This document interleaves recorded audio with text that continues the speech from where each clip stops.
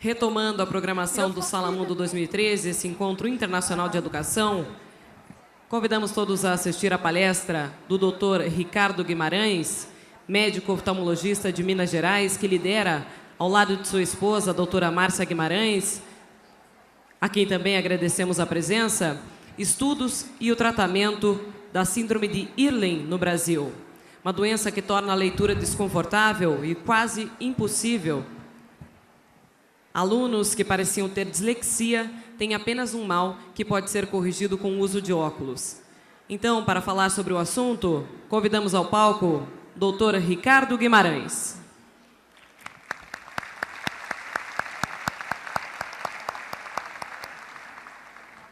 Bom dia. Bom dia. É um prazer estar com vocês aqui em Curitiba, cidade que gosto muito, tenho muitos amigos, venho muito aqui, principalmente por razões profissionais, mas que quero acrescentar também razões turísticas, é uma cidade belíssima. Eu estou muito feliz de estar aqui hoje, nesse dia e nessa oportunidade, tendo ouvido inclusive duas palestras belíssimas, extremamente instrutivas, na fase inicial, que de certa maneira até mesmo preparam um pouco o tema que nós vamos falar com vocês. Inicialmente na fala do ministro, que embora não tenha usado o termo, se referiu com muita frequência nas nossas janelas de oportunidade, de aprendizado e desenvolvimento, que se não forem bem identificadas, nos fazem perder oportunidades de intervenção essenciais ao nosso bom desenvolvimento. Na segunda palestra também, do Paul Toff, a mesma abordagem. Nós temos que saber intervir e dar condições ideais de desenvolvimento para que o aprendizado seja feito de maneira conveniente, assim como também nós possamos desenvolver uma personalidade, uma mente, um caráter que nos transforme em bons cidadãos, em bons aprendizes. O nosso tema de hoje tem um pouco a ver com isso, porque nós vamos falar da visão, que é o sentido mais importante no aprendizado. Nós temos uma avaliação muito criteriosa quando concedemos uma habilitação para um motorista, porque sabemos que ele precisa da visão para dirigir bem. Nós não temos o mesmo cuidado com os nossos sentidos, com a visão e com a audição, que são os nossos sentidos essenciais. E a visão, assim como o nosso cérebro, na sexta-feira passada saiu uma reportagem, um artigo na Folha de São Paulo chamando o cérebro de farsante. Nossa visão também, muitas vezes, ela é farsante. Eu sou um médico oftalmologista. Eu cuido exatamente dessa área. Nosso bem mais precioso, os nossos olhos e a nossa visão. Eu recebi recentemente um cartão da Sociedade Brasileira de Oftalmologia, que é a minha sociedade, e ela me cumprimentava pelo Dia do Oftalmologista e mostrava essa imagem. É assim que nós nos vemos, oftalmologistas. Basicamente, eu tenho um instrumento de exame na mão, representado por um oftalmoscópio, e tenho muitos outros. No consultório, nós dispomos de outros recursos sofisticadíssimos para avaliar a saúde dos olhos, se os nossos olhos vão bem. E atrás eu tenho uma tabela de Snellen, que é uma tabela basicamente com letras em tamanho decrescente, que eu utilizo para indexar a performance da visão. E esse é basicamente o único equipamento que nós utilizamos para medir a acuidade visual. A maioria de vocês já fez um exame oftalmológico. Na realidade, todos deveriam ter feito um exame desde criança, aos 5 anos de idade, depois na entrada da escola e depois recorrentemente. Nós tampamos um olho, eu faço o teste com o olho, faço o teste com o outro olho e espero que sua visão esteja entre aquelas linhas verde e vermelha. E se sua visão estiver desfocada, eu vou fazer um exame com uma ênfase muito grande no lado refracional. Eu vou buscar no seu órgão, o olho, que nós comparamos com uma máquina fotográfica. Eu vou medir a acuidade visual para saber em que letra você leu, o tamanho de letra, e provavelmente, se faltar, eu vou te dar um óculos de grau, ou lente de contato, ou até mesmo cirurgia. Vocês todos conhecem o programa Olhar Brasil, do Ministério da Saúde e Ministério da Educação.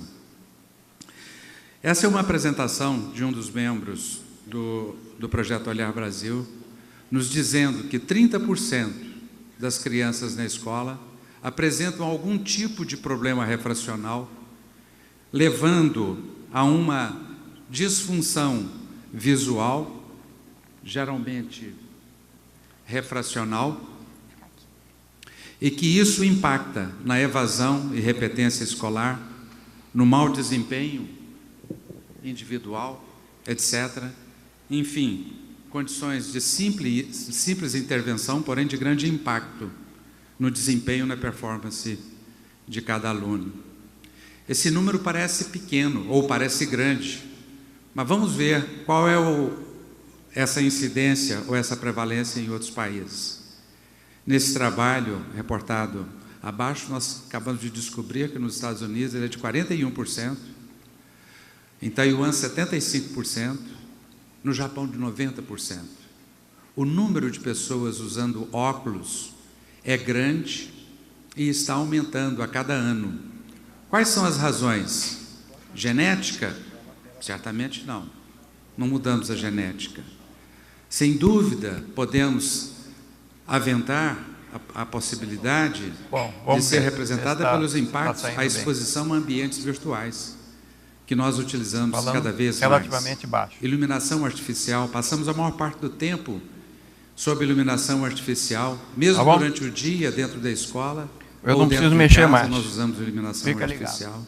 E nós sabemos que as crianças de zona rural têm um impacto, têm uma incidência de uma prevalência de defeitos refracionais muito menor do que o de zona urbana. Ausência de contato com ambientes naturais.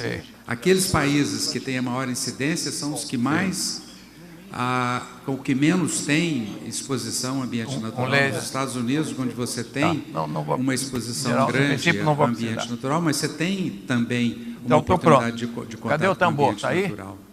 Mas, certamente, a excessiva exposição a telas de computadores, a jogos, tablets, mais tenra idade, quando a nossa visão ainda não está plenamente desenvolvida, uma das causas mais possíveis. Tá bom.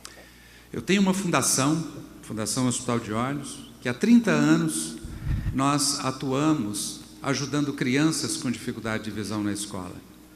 Isso representou uma iniciativa que tinha o objetivo de fazer uma paga pela oportunidade que tive na educação, escola pública, e trabalhamos durante todos esses anos, sempre ajudando crianças com dificuldade de visão na escola. No início, o nosso trabalho era muito focado no exame que eu acabei de lhes mostrar. Tampando uns dos olhos, eu faço um exame e detecto aquelas crianças que tinham dificuldade refracional. Se você leu a menor letra da tabela, eu te considero normal, com ou sem óculos. Se não, nós tentávamos fazer a correção com óculos. Acontece que nós cuidamos de muitas dessas crianças durante toda a vida. Centenas de crianças nós acompanhamos, ano após ano, ajudando, repetindo o exame, fazendo o encaminhamento naquilo que era normal.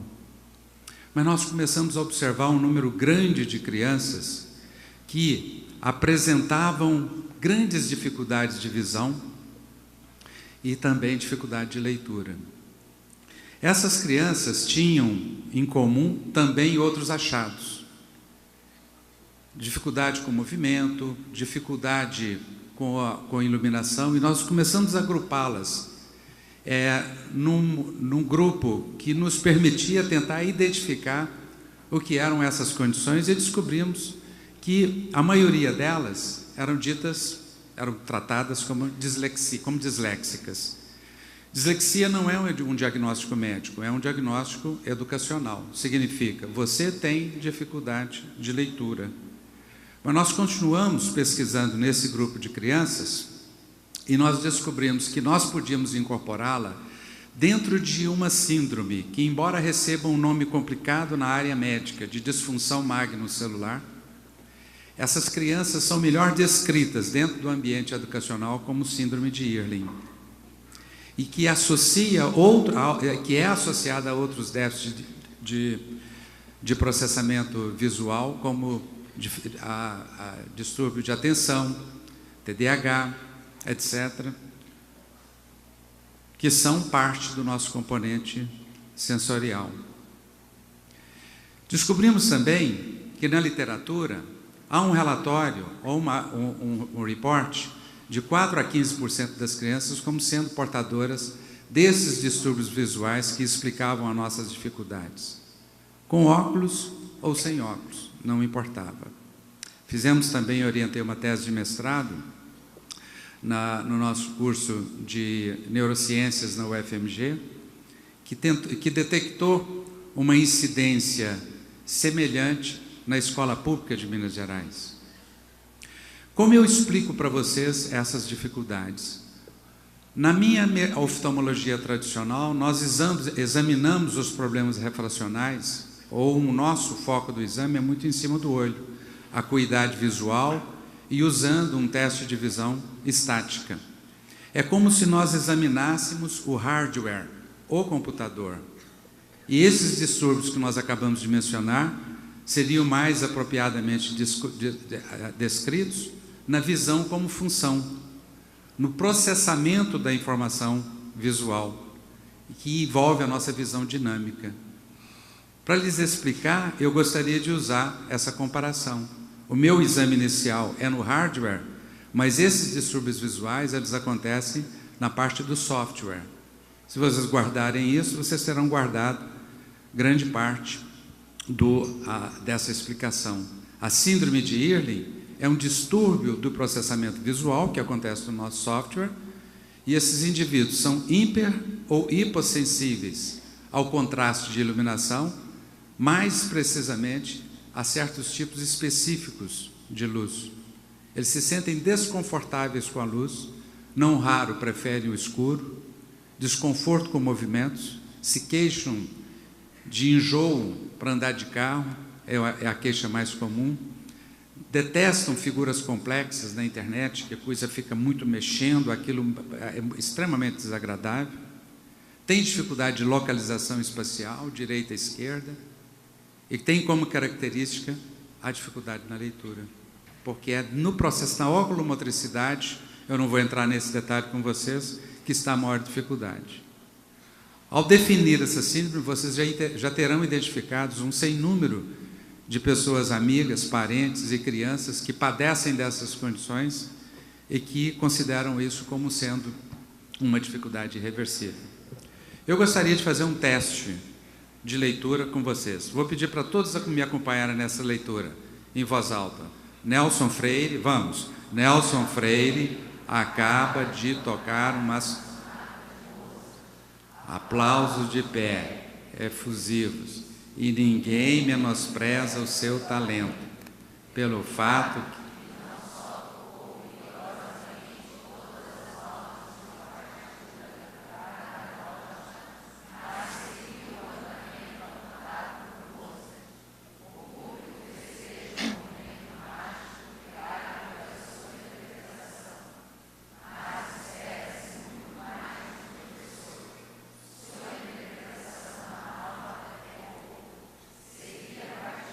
É meu.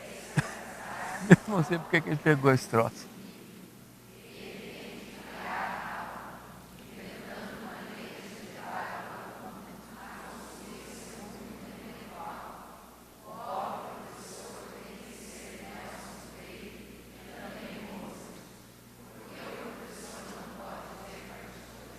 Ok.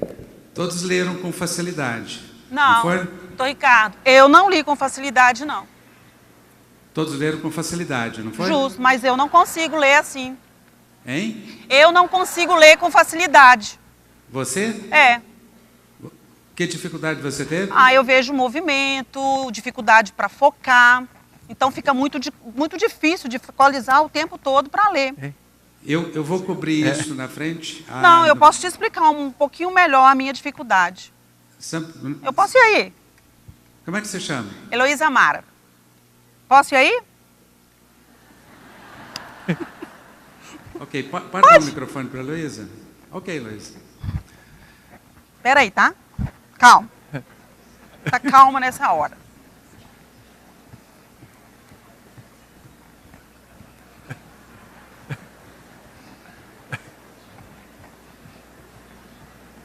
Isso é combinado. Hein? Combinado. É. Bom, doutor Ricardo, o que eu queria te explicar é o seguinte: focar para a gente poder ler é muito complicado, porque nós, quando olhamos, isso fica em movimento. Então, assim, é muito difícil a gente ficar o tempo todo lendo. Como que eu vou fazer? Se está em movimento, eu paro, dou uma piscadinha, como se eu estivesse namorando a página, né? Tento olhar, aí dá uma parada. Eu começo a ler novamente, começo a mexer de novo. Então, é muito difícil a gente tentar entender aquilo que você está lendo, tentando parar o tempo todo, sendo que tudo está em movimento. Eu ia mostrar isso, eu não sei, você está se referindo às letras que Justamente, movem. isso mesmo. Eu ia mostrar isso. Então vamos mostrar. Olha se é isso. Vamos aqui, ver. É assim? Perfeito, doutor Ricardo. Mas imagina isso aí em movimento. Porque às vezes a gente vê assim, mas em movimento o tempo todo. E imagina uma pessoa que tem essa distorção, porque isso é uma distorção, ou mais de uma, ou até 5, como é o meu caso. Então, assim, é muito difícil a gente tentar ler. E o mais difícil, eu vou contar um pedacinho aqui, te interromper rapidinho. Fica com essa carinha não, mas imagina, quando eu fui criada, não vamos entrar em detalhes em tempo não, mas quando eu era criança, que eu entrei na escola, as professoras já sinalizavam, olha, essa menina tem problema, falavam com a minha mãe, ela tem dificuldade, ela é um pouquinho lenta, algumas falaram que eu era meia lerda, alguns falavam que eu era burra, e por aí foi os rótulos que eu fui recebendo. E aí foi aquela dificuldade para poder vencer os estudos, porque basicamente eu tinha que ler o tempo todo. Essas crianças desenvolvem uma estratégia, né? Essa é a estratégia Justamente. que o povo falou. E aí o que acontece? Eu tinha uma mãe, né? A minha mãe lia para mim. Mas a minha mãe tem primário. Que não tem uma mãe ou uma professora. Justamente. E a minha mãe tem primário. E ela lia para mim, mas também de vez em quando ela ficava. Isso é preguiça. E o chinelinho em cima da mesa, né? Lógico. Mas aí a gente vai levando. E eu tinha amigas. E, às vezes, essas amigas, elas me contavam o que elas entendiam dos capítulos. Por quê? Eu prestava muita atenção no que o professor falava. Então, eu era muito auditiva. Justamente, eu era muito auditiva. Mas nem sempre o professor faz explanação. Ele manda a gente ler. Lê o capítulo 1, o 2, o 3 em casa e traz lá tudo pronto, que a gente vai fazer um teste amanhã. Ou seja, vou morrer, né? Aí, o que eu fazia? Eu perguntava para elas, o que você entendeu do capítulo? Aí ela falava, entendi isso assim, assim. Aí eu perguntava para ela, e você, o que você entendeu? Ela me explicava. Eu fazia a prova. Às vezes eu tirava uma nota maior do que a delas, porque eu pegava tudo que elas falavam. Então, era assim que eu começava a estudar. Só que tem alguns detalhes, porque eu falo assim, olha, os professores, eles são os primeiros médicos nossos. Porque eles começam a mostrar, olha, aqui tem um problema. Aqui tem alguma dificuldade. O professor vê todos os alunos na sala de aula, né? Justamente. Pai só vê um filho ou dois. Né? Isso, e outra, o médico não vê. Mas a gente vai para o consultório porque é o professor que indica. Então, ele é um fator super importante. Foi importante para mim. E aí eu fui crescendo. Mais ainda. Mas o que aconteceu? Eu formei como professora. Eu consegui fazer magistério e consegui formar. Lógico que esse diploma é da minha mãe, né? Porque quem fazia tudo era ela, mas veio no meu nome. Mas eu formei. E o mais interessante é que eu passei muito na sala de aula, o senhor não sabe. Mas em sala de aula, tem professores que mandam a gente ler E fica assim, lê, menino. Vamos lá, menino, lê. É assim, lê, vamos, levanta, lê. Eu ia mostrar isso, Luísa. Ah, o senhor tem? O senhor tem eu aí? Deixa eu mostrar. Olha se é isso aqui. Olha se é isso. Esse filme me toca muito. O senhor quer que eu choro, né? Can I have your attention, Ishan? Olha. Presta atenção nesse vídeo. Ishan! Veja se é isso, Luísa.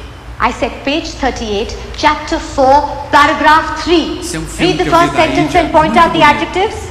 Acontece muito em sala de aula. Ele está perdido. Localização Page especial. 38, Ishan. Adit Labak, just help the boy. Chamamos de distúrbio de atenção também.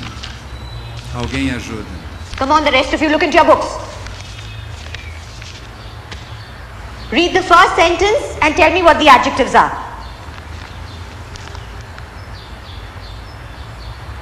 Está perdido.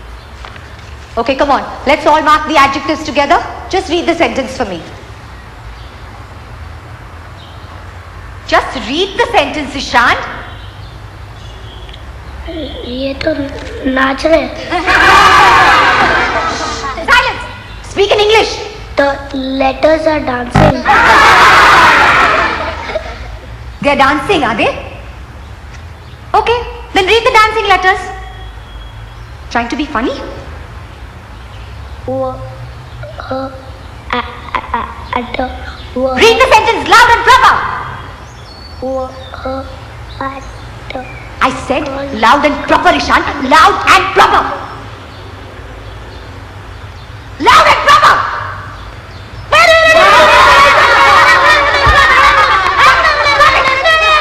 Stop it.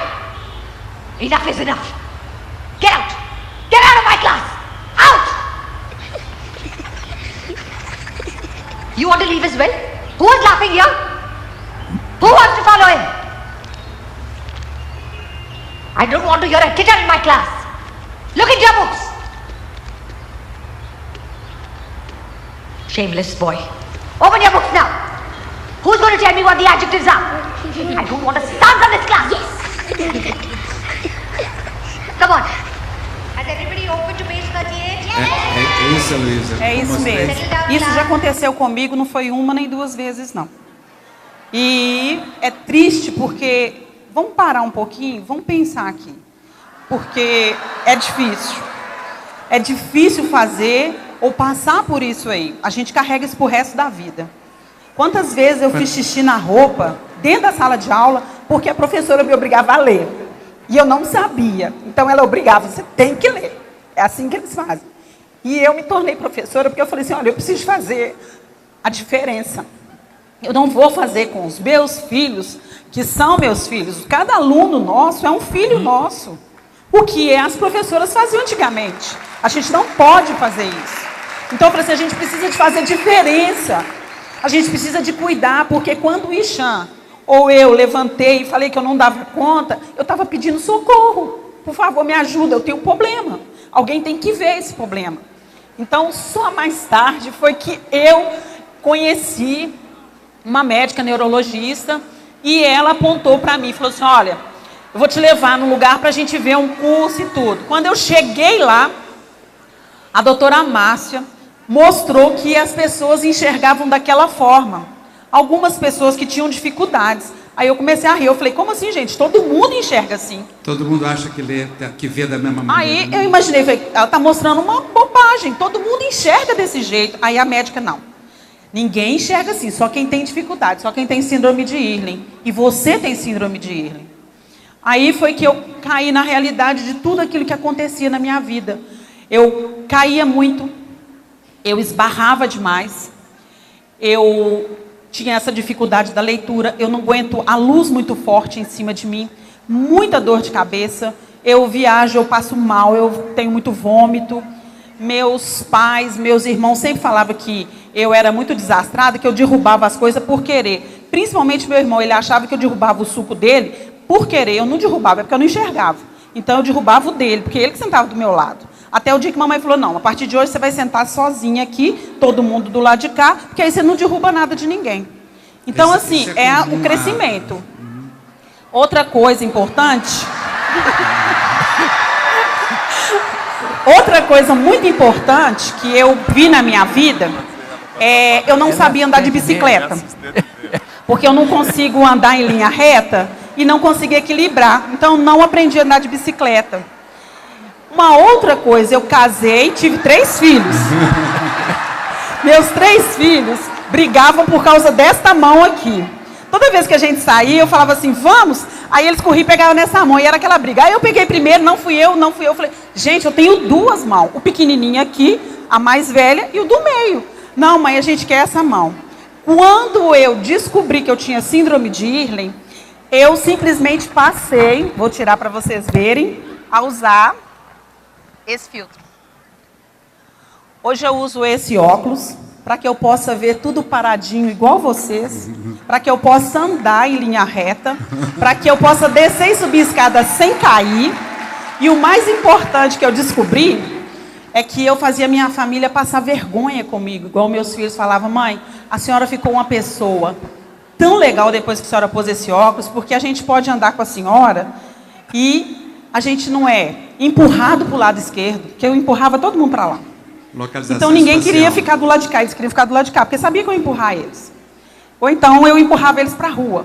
E uma outra coisa que eu fazia, às vezes eu estava andando, né, na rua, conversando com eles, eu passava e pegava o braço de um outro, aí os meninos, mãe, eu estou aqui atrás. Então eu pegava uma outra pessoa. E como meu marido, professora, Heloísa? Como professora, eu senti assim, que a minha vida mudou. Porque eu comecei a detectar dentro da sala de aula as crianças que têm essa dificuldade. E o mais importante, ajudá-las. Sabe por quê? Porque a gente tem qualidade de vida. E a gente precisa de dar essa qualidade de vida para os nossos alunos. Mostrar que eles são capazes, porque eu sou capaz. Eu tenho uma dificuldade, mas eu sou capaz. Eu formei como pedagoga, psicomotricista. Hoje eu trabalho numa universidade, eu trabalho na inclusão, porque eu sou intérprete de Libras também. Eu aprendi Libras porque os surdos me aceitaram muito bem com todas essas minhas dificuldades. Não que os ouvintes não me aceitavam, mas os surdos foram melhor em aceitação. Porque eles falam assim, ela tem problema, a gente também, então vamos deixar ela no meio, né? E assim foi minha vida. E aí, eu vou pedir desculpa porque eu acabei com a palestra dele. E tem mais, o senhor vai me desculpar, doutor Ricardo, sabe por quê? Eu vi lá, Salamundo Positivo vai falar sobre a dificuldade dos alunos. Falei, gente, eu vou lá porque eu preciso de falar. Eu quero que os professores entendam, conheçam e saibam que nós fazemos a diferença dentro do nosso país, através da nossa sala de aula. E é isso que nós vamos fazer a partir de hoje, e eu sei que muitos aqui estão fazendo a diferença e vão continuar aprendendo para poder fazer essa diferença. Fazer de nós pessoas melhores. Obrigado, gente. Desculpa. Parece mesmo. Hein? Gente, muito obrigado. Eu e a Heloísa combinamos isso aqui para marcar para vocês a importância que vocês têm para nós na saúde, identificando essas crianças em sala de aula, primeiro fazendo um trabalho para vocês. Essas crianças são crianças normalmente rebeldes, são crianças com grandes problemas, que vocês vão enfrentar, grande problema disciplinar, porque ela não consegue ler, ela não consegue ver direito, elas têm sobrecarga sensorial, vão chegar ao final do dia com dor de cabeça, com cefaleia, são irritadiças, e vocês precisam identificar, porque identificando, você já tirou alguém que você classificaria normalmente como um indivíduo, um aluno rebelde, você sabe que ele tem um problema. Primeiro trabalho, não o agrida. Segundo, encaminhe para o exame. Nós fazemos um trabalho muito grande de convencimento na oftalmologia, de incluir, além do exame do olho, também alguma parte de exame da visão. Essas coisas vão vir. Nós estamos aprendendo a cada dia. A palestra do Paul Toff, inicialmente, nos mostra isso. Nós estamos aprendendo como é que se aprende, nós estamos aprendendo também que visão é uma habilidade aprendida.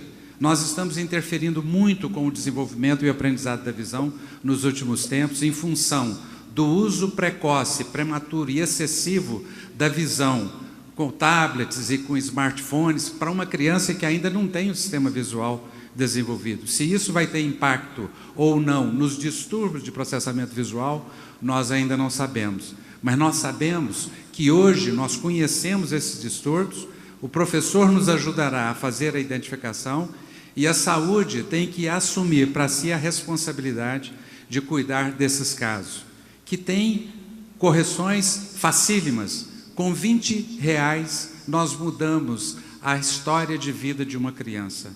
Um recurso assistivo no valor de R$20 faz essa criança ler normalmente. Obviamente, nós temos aí recursos que são mais caros, mas que são, digamos assim, para quem realmente tem recurso para utilizá-lo. Mas se não tem, com R$20 uma escola inclui, e vejam bem, 15% dessas crianças, elas estão em todas as salas de aula. Com R$20 para cada um, nós ajudamos essas crianças a ver melhor. Doutor Ricardo, fazer uma paradinha que eu esqueci de falar. Eu tirei carteira de motorista ano passado, viu, gente? Então, quem tem síndrome de Ehlers, depois que coloca o óculos, pode dirigir, porque vai passar na rua certinho, sem pegar os meio-fios, sem pegar ninguém, tá bom? E aprendi também a andar de bicicleta. Adorei a experiência, foi maravilhosa. Nós fazemos um curso de orientação sobre como identificar essas crianças na escola, como abordá-las. É um curso de 3 dias para o pessoal de saúde e um curso de 1 dia para os professores. Nós já treinamos hoje cerca de 5.000 profissionais em 23 estados do Brasil. Nós temos aqui mesmo em Curitiba vários profissionais que trabalham, que têm esse conhecimento. Nosso objetivo é entregar esse conhecimento para o maior número possível de pessoas, para que vocês apliquem em sala de aula. Muito obrigado. Você está de parabéns.